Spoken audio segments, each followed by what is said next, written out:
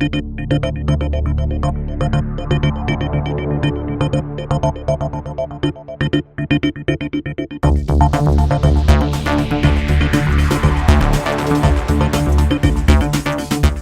alegria estar com vocês aqui de novo.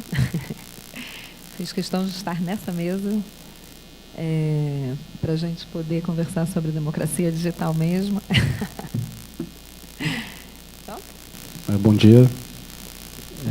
Primeiramente, eu gostaria de agradecer o convite da Cristiana. Eu também estive no primeiro seminário. E, naquele momento, as discussões já foram muito interessantes, né? Foi em 2014. E é interessante ver como, em 2 anos, a gente tem uma mudança bem grande do cenário, né?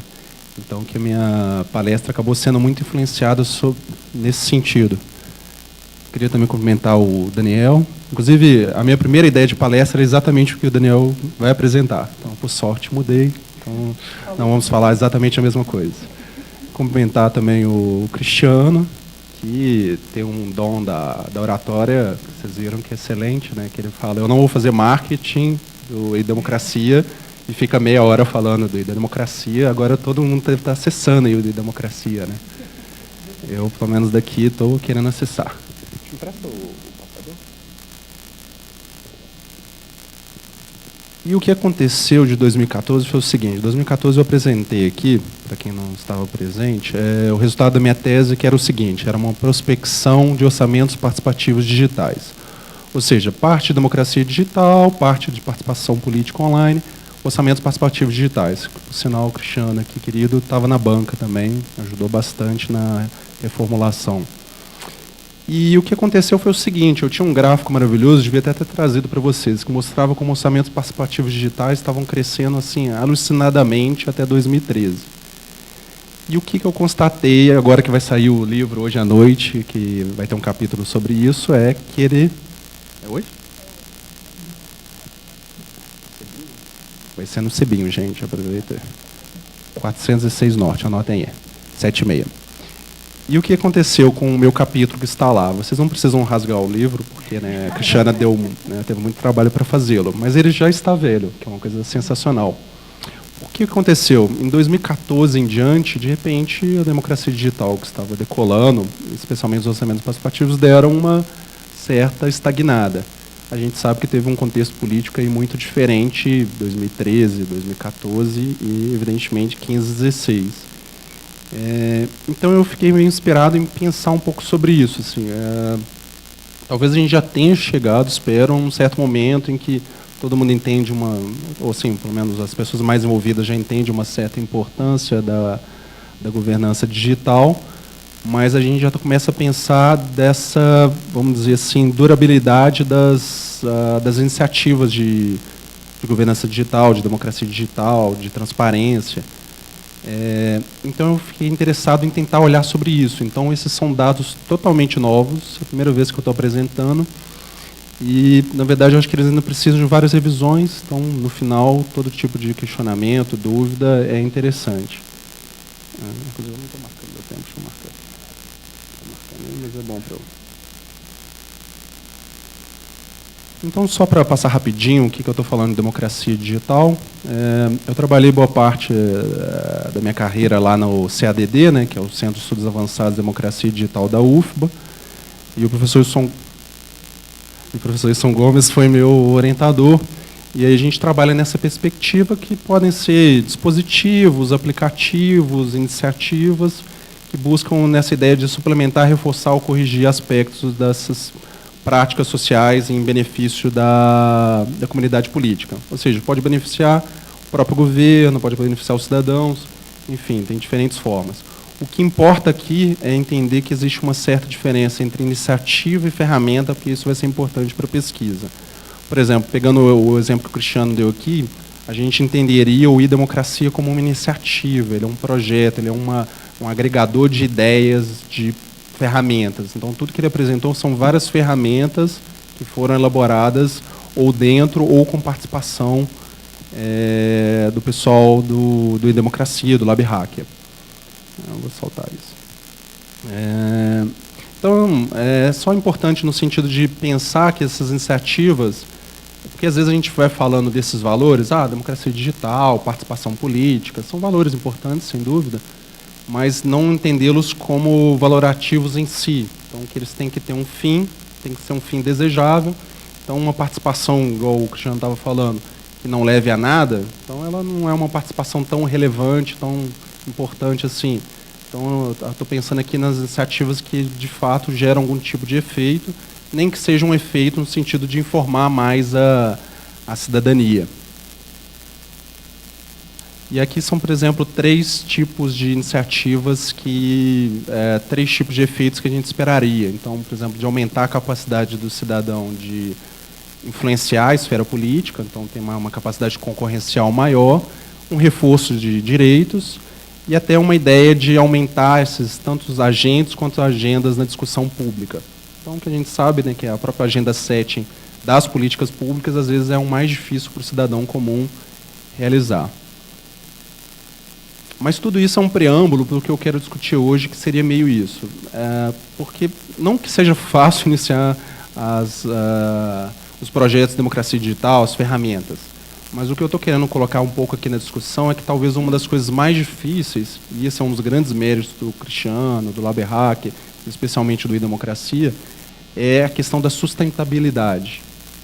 É claro que, igual o Cristiano falou, nós temos experimentalismo e ele é importante, mas essa durabilidade, essa sustentabilidade dos projetos, geralmente é uma coisa que varia muito. Então, geralmente é uma sustentabilidade muito baixa. Então, a minha ideia com essa pesquisa era tentar entender em que medida esses projetos são sustentáveis e o que aparentemente, nesse primeiro momento, pode gerar o fim desses projetos. Então, aqui eu estou jogando algumas ideias, são mais hipóteses, né? A primeira, mais simples e óbvia, é que qualquer tipo de inovação democrática é difícil de ser mantida, porque, evidentemente, algumas pessoas chamam das energias participativas. Ou seja, a gente não quer participar sempre, isso é normal. A gente não quer participar em tudo. Às vezes você participa num projeto e se sente satisfeito com aquilo, mas não deseja participar novamente. Ou você participa num projeto, não ocorre exatamente o que você esperava e você fica frustrado. O segundo ponto é mudanças no contexto político, que é o que a gente está vivendo. Então, mas assim, não só uma mudança uma ruptura tão grande igual essa que a gente teve, para chamar assim, né? Mas também mudanças de indivíduos, de partidos, de grupos ou de orientação política. Então, qualquer projeto muito interessante que estiver em voga pode ser simplesmente retirado do ar porque mudou o grupo político, que foi, por exemplo, o que aconteceu com o gabinete digital no Rio Grande do Sul. Então, bastou mudar o governo, por mais seja uma das iniciativas mais interessantes que a gente teve nos últimos anos, tirando o e-democracia, Cristiano. Mas uma das iniciativas mais interessantes que a gente teve, ela foi encerrada porque mudou o governo, porque, teoricamente, era uma iniciativa que tinha a cara do outro governo. Outras são as questões do dia a dia, que também já foi bem elencado, né, como os custos, altos custos, às vezes, em alguns casos, baixos retornos, uma quebra de confiança, falta de empoderamento, às vezes, do cidadão que não quer mais participar, uma publicidade inadequada, então não alcança o público que deseja. Então, tem uma míriade de fatores que podem justificar as iniciativas não serem mantidas. Aqui, só para dar um exemplo, é um trabalho que eu fiz com um professor inglês de Leeds, que a gente estava analisando o orçamento participativo digital de Belo Horizonte. E a gente, por exemplo, pegou esses três grandes barreiras para a manutenção do projeto. Então, por exemplo, esse primeiro caso é que a cada ano, porque o orçamento participativo digital de BH ocorreu 4 vezes, e a cada ano que ele ocorreu, ele ficou mais difícil de participar. Ele foi exigindo mais skills, mais habilidades das pessoas. Então, ficou cada vez mais difícil para o cidadão comum participar. E a cada ano que acontecia, ele ficava menos atrativo para a mídia. Então, ele ficava mais difícil de ser tornado público. Então, as pessoas, às vezes, sequer sabiam que estava ocorrendo uma nova edição.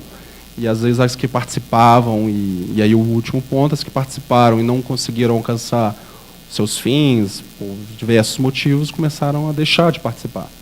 Então, isso é só para um exemplo de um caso em que isso ocorreu. Meu tempo está bom. E essa pesquisa, ela é uma primeira aproximação, porque o que acontece? A gente ia fazer lá no Paraná uma ideia assim, vamos fazer uma grande prospecção de democracia digital para ver o estado da arte. Eu acho esse tipo de prospecção sempre bem importante. Mas a verdade é que a gente achou 2 prospecções bem recentes que mais ou menos davam conta desse estado da arte.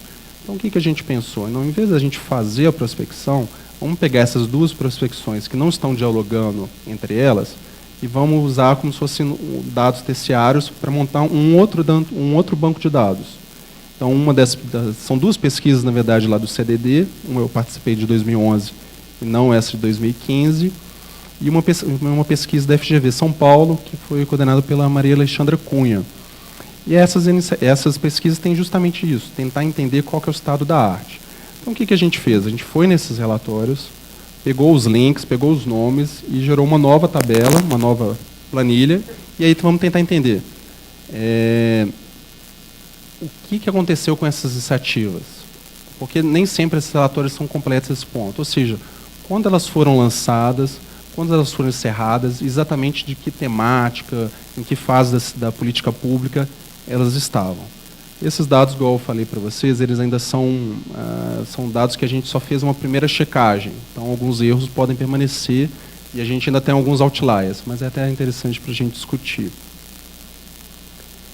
Uma das nossas primeiras perguntas era isso: quantas eram iniciativas e quantas eram ferramentas?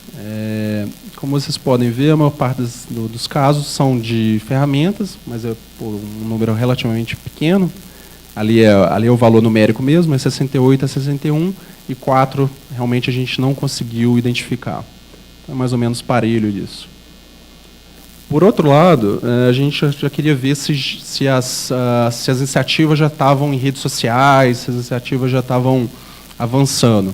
E aí vocês podem olhar ali, que é o segundo depois do website, redes sociais só teve 6 casos. Então, praticamente todos os nossos casos estão ligados a websites. Então, o nosso estado da arte detectado por esses relatórios, repito, ainda não estão aparecendo muito em apps, em redes sociais, wikis. Esses ainda são a exceção no nosso caso.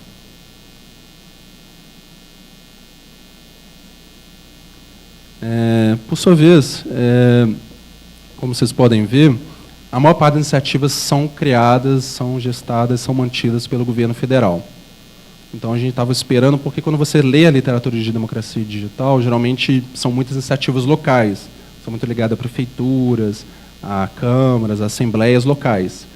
E, na verdade, no caso brasileiro, e aí, claro que existe a chance de ser simplesmente porque esses relatórios não acharam essas iniciativas, mas até o momento os dados mostram que o governo federal é responsável por mais da metade das iniciativas de democracia digital que a gente tem nesse estado da arte. Por sua vez, da mesma maneira, a maior parte das iniciativas é iniciada e mantida pelo governo executivo, que ali está 67 iniciativas, e logo depois pelo legislativo. Dentro do esperado, tem poucas iniciativas ainda do judiciário, geralmente mais relacionadas a transparência, algum tipo de acompanhamento dos processos no judiciário. Repetindo um pouco aquele dado, mas agora dando foco a ele, a maior parte das iniciativas não tem uma versão em redes sociais, não tem uma, vamos supor, tem a ferramenta X que o Cristiano estava apresentando ali, das carinhas que ficam das bolhas, aí não tem uma versão dela nas redes sociais ou alguma coisa parecida. É claro que isso é mais complicado para cada ferramenta que vai ter, mas isso também significa que muitas iniciativas mesmo sequer têm uma página no Facebook para postar novidades, para engajar pessoas. Então, essa pesquisa nossa pesquisa também está detectando isso. Já indo mais para o final, a gente reparou que a maior parte das iniciativas está ligada a essa implementação e monitoramento. Ou seja, na verdade, a maior parte das iniciativas está relacionada, como vocês vão ver no próximo slide, à transparência. Então, poucas, vocês podem reparar que a gente achou só 5 que são, de fato, dentro desse relatório, aquele momento da decisão, que para muitos são mais importantes, especialmente para ferramentas participativas, e algum um tanto razoável ali na parte da agenda. E uma coisa que acontece pouco, novamente o LabHacker faz isso bem, que é essa avaliação a posteriori. Então, muitas iniciativas de democracia digital, principalmente na Europa, de participação, elas têm essa fase que é, depois de tudo estar concluído, você fazer uma fase posterior de avaliação. Vamos ver como é que foi o processo participativo, vamos ver quem participou, vamos ver os problemas para que isso não se repita. Isso ainda é muito raro nos nossos casos. Então, a gente achou só, por exemplo, disso, só 3. E, por último, que seria uma ideia mais geral de democracia, sem a democracia digital, e não entendendo apenas como participação, transparência, esse ficou pequenininho, né? De quais são os... qual é o valor democrático. Esse maiorzão que vocês estão vendo aí, que tem 40, seriam aqueles de dados abertos e transparência pública. Mas esse ainda é um que a gente também tem que corrigir, porque tem um outro, essa tipologia lá do Wilson Gomes, está escrito ali, variáveis Wilson. Também tem um outro valor que é parecido, que é esse monitoramento de contas, obras e políticas. Então, a gente separaria a transparência de transparência fiscal. Mas eu ainda estou meio desconfiado que isso aqui é erro dos meus alunos. Mas, enfim. Importa dizer que por essa tabela, que a maior parte das nossas iniciativas, assim, a grande maioria das nossas iniciativas estão relacionadas a acompanhamentos representantes, a transparência e transparência fiscal, dados abertos. O que não é ruim, claro. Mas, se a gente lembrar bem, isso já está obrigatório por lei, já tem várias leis incentivando e até obrigando os governos a fazerem isso. E as iniciativas ali, se vocês olharem, por exemplo, de deliberação, iniciativas dialógicas, são apenas 10. E de, por exemplo, expressão e reivindicação civil, 11, e participação, 12. Então, assim, as iniciativas que, de fato, acolhem essa participação, perdão, que permitem essa participação do cidadão, que permitem que esses inputs, elas são ainda exceção no nosso caso, por esse estado da arte que a gente levantou. E, por fim, a gente também ainda está trabalhando nesses gráficos, seria a ideia da gente tentar ver quando é que essas iniciativas foram lançadas e quando é que elas foram encerradas. E aí a ideia no meio era tentar entender quem começou e quem encerrou, em termos partidários. Mas eu vou chegar lá. Aí vocês podem ver que tem uns, assim, apesar de ser, na verdade, quase uma curva normal, tirando 2011, que foi um ano de muitas iniciativas, a gente, na verdade, aquele último ali, só para explicar, é o ausente, foi aquele que não achou de forma alguma o ano. Que é até uma parte importante da discussão, estou vendo que eu estou em tempo aqui, que, na verdade, um dos grandes problemas dessa nossa área de governança, de democracia digital, é que os dados somem, né? Os dados simplesmente somem. Então, assim, se você entra com um novo governo e este governo é de uma posição ideológica diferente da última, você simplesmente retira tudo do ar. Então, não há memória disso. Então, isso é uma coisa talvez bem importante para a gente discutir no final, da importância de, ao realizar uma experiência dessa, disso estar bastante documentado e, de preferência, com cópias que não fiquem apenas online. Não só para as pesquisas, mas até para depois, caso novas iniciativas surjam, porque, querendo ou não, o contexto político muda bastante, para que isso fique salvo. Isso aconteceu lá na minha tese, em 2014, quando eu falei de tentar achar essas iniciativas de orçamento participativo digital. Eu lembro que tinha alguns dados que eu não achava em 70% dos casos, por exemplo, e aqui a gente está com a mesma dificuldade. Então, por exemplo, a gente usou aqui aquelas ferramentas tipo Web Archive e ferramentas que tentavam ver quando um certo domínio foi criado para determinar o ano de lançamento das iniciativas. Isso ainda pode ser criticado por vários motivos, a gente sabe que ainda é uma metodologia questionável, mas nosso objetivo era tentar ver isso. Quando é que tal site entrou no ar referente a essa iniciativa? E, claro, que E aí, na verdade, deixa eu passar aqui e eu volto. E, em seguida, quando que essas iniciativas foram encerradas? Isso é complicado por vários motivos. Primeiro, porque muitas vezes não se tem uma notícia dizendo que a iniciativa foi encerrada. Até porque, geralmente, quando se encerra, em muitos casos, é porque ela foi considerada fracassada, é porque ela era de outro governo. Então, simplesmente, o normal, que não deveria ser o normal, é você encerrar uma iniciativa e não postar nada sobre isso, simplesmente retirá-la do ar. Então, a gente ficou fazendo um trabalho de formiguinha aí nas últimas 2, 3 semanas, de tentar, com essas ferramentas de histórico da internet, de achar qual que foi a última referência a essa iniciativa na internet, seja através do Google, seja através dessas outras ferramentas. Qual que foi a última notícia linkada a isso, qual foi a última vez que esse portal apareceu no ar. E aí, dentro do possível, vocês veem que ainda tem um número razoavelmente alto de ausentes, que foi 19, mas a gente conseguiu mais ou menos ver quantos anos essas iniciativas duraram. Então, reparem que uma boa parte das iniciativas está ali até 5 anos, sem dúvida, mas principalmente até 4 anos. Então, as iniciativas de democracia digital, as ferramentas, não duram muito mais que isso. Na prática, esse é um dado que eu ainda estou também desconfiado, porque, para mim, elas não devem durar muito mais do que 2 anos. Mas as ferramentas, aparentemente, como elas chamam menos atenção, elas são mais duradouras. E como a gente está com uma amostra que considera as duas juntas, um corpus que considera as duas juntas, provavelmente isso está elevando no nosso resultado. Então, futuramente, a minha ideia é fazer um tratamento estatístico disso para ver se esses outliers não estão carregando muito. A média, como vocês podem ver, seria de 7 anos, que eu acho que está bastante elevado. E a mediana, que é um pouco mais ponderada, seriam 6 anos. Mas, provavelmente, essas ferramentas estão carregando muito. Porém, avaliando, segundo esses relatórios, na verdade, boa parte das iniciativas realmente ainda está ativa. Boa parte dessas iniciativas que foram reportadas, que é quase em torno de uns 70%, que é 70,68% das iniciativas, realmente ainda estão ativas, ainda estão online, ainda estão funcionais. O que eu estava esperando que, com base lá nos orçamentos participativos digitais, que fosse um número muito inferior. E até que nessa, para ver se está ativo ou não, a gente conseguiu detectar quase todas, só esse 1%, 1,5%, que a gente não conseguiu de forma alguma achar e preferimos deixar como um dado missing. A palestra em si é isso, mas eu só queria refletir rapidamente, porque a gente colocou outras variáveis que eu resolvi não trazer, por também achar que esses dados ainda não estão confiáveis. Porque a nossa ideia era a seguinte: ver qual foi o partido que mais começou e qual foi o partido que mais encerrou essas iniciativas, porque a gente colocava como uma hipótese primária que a troca de partido levaria à queda dessas iniciativas. E aí a gente ainda não conseguiu nenhuma correlação estatística para isso, porque, interessantemente, o PT foi, nesse período, sem dúvida alguma, o partido que mais iniciou esses projetos, as ferramentas, mas ele também foi o que mais encerrou.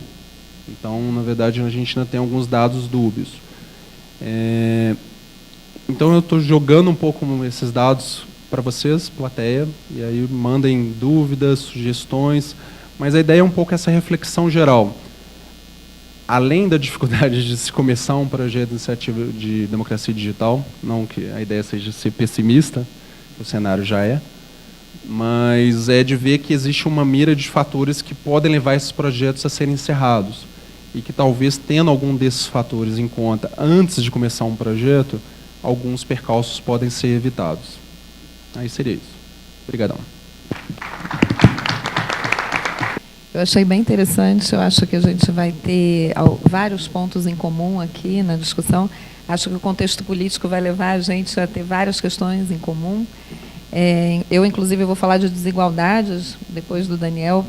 Por que a gente tem tanta desigualdade no acesso às redes e às iniciativas de participação política digital? Que, inclusive, pode levar a uma baixa sustentabilidade dessas iniciativas, não por elas não serem boas, porque o Cristiano aqui e as iniciativas que ele apresenta e que ele sustenta ao longo desses anos é a maior prova de que a gente tem uma grande criatividade no processo de construção dessas iniciativas. A questão é por que elas não atingem toda a população, já que esse é um dos objetivos, que é a inclusão social. Por que isso não acontece e por que elas não duram tanto e acabam tendo essa baixa sustentabilidade que o Rafael falou. Mas eu vou passar a palavra ao Daniel.